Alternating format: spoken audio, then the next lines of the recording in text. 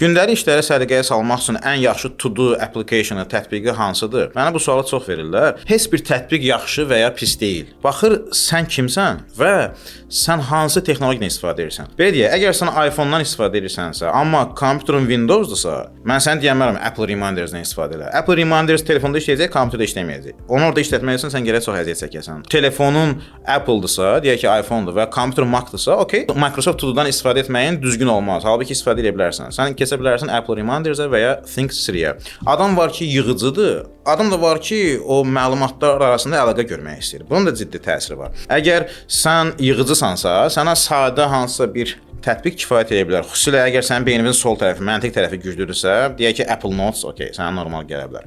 Və ya OneNote, Microsoft'un OneNote-u. Yox, əgər sən yaradıcı insansansa, orada digər tətbiqlər sənə kömək edə bilər. Ona görə də burada yaxşı tətbiq və ya pis tətbiq söhbəti yoxdur. Sənin sistemin vacibdir, sənin fundamentin güclü olmalıdır. Sən öz həyatına uyğun tətbiqləri cəlb etməlisən. Mən İspaniyada Telefonika şirkəti var, çox məşhur şirkətdir. Onun rəhbər şəxslərlə birlə danışırdım. Bir söz dedim, onun çox xoşuna gəldi. İndi sənə demək istəyirəm. Mən alətin aləti olmaq istəmirəm. Mən alətdən onun üçün istifadə edirəm ki, bir tətbiqdən ki, o mənim alətim olsun. Əgər bir alət mənim üçün deyilsə, artıq o mənim alətim deyil. Mən onun alətinə çevrilmişəm. Yəni onun, daha doğrusu kapitalizmin qoluna çevrilmiş oluram.